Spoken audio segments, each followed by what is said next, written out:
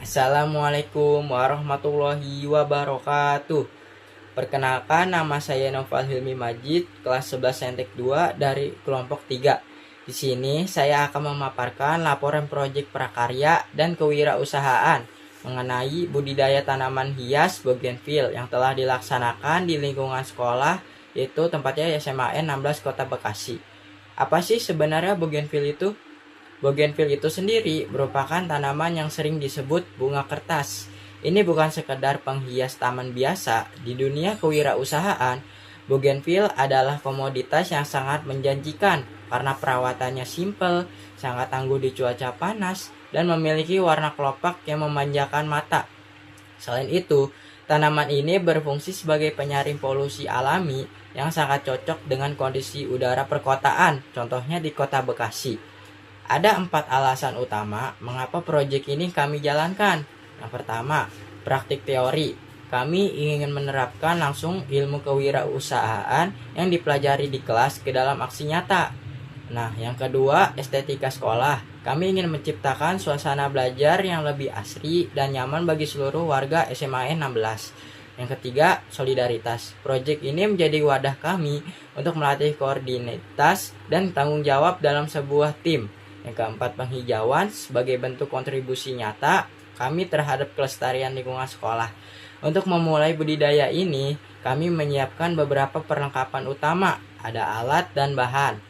Untuk alat, kami menggunakan skop untuk mengolah tanah dan ember untuk penyiraman tanaman.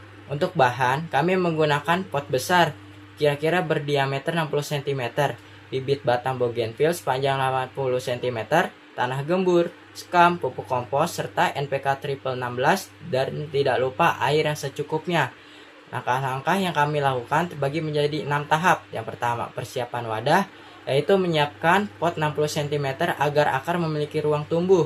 Yang kedua, media tanam. Di sini kami mencampur tanah kompos dan sekam secara merata untuk memastikan nutrisi tercukupi dan tanah tetap gembur. Ketiga, pengisian. Kemudian media tanam dimasukkan ke dalam pot dengan menyisakan sedikit ruang untuk bibit.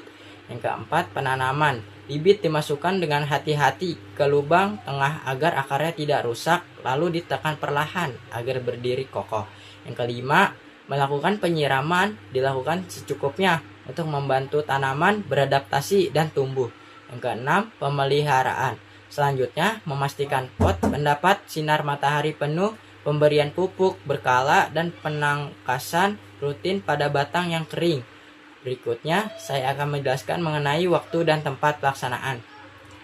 Kami terbagi dalam 3 tahap utama. Yang pertama, pada tanggal 19 atau Januari 2026, kami melakukan pertemuan awal di SMA 16 Bekasi. Agenda utamanya adalah pembagian tugas masing-masing anggota kelompok agar kerja kami lebih terorganisir.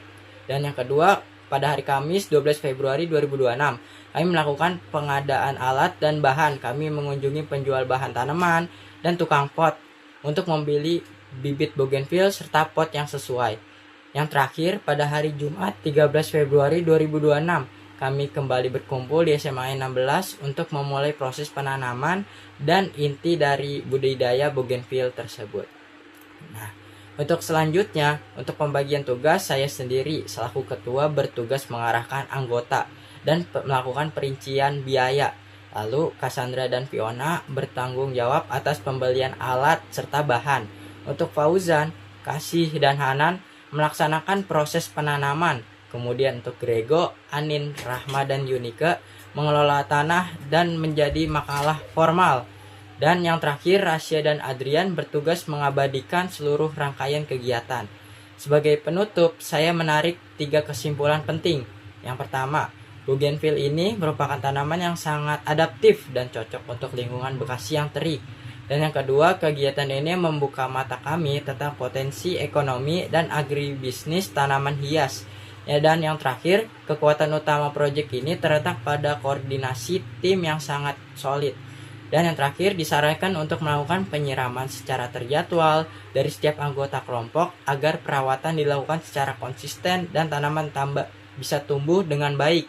Sekian pemaparan dari saya. Apabila ada salah kata yang dalam saya ucapkan mohon dimaafkan.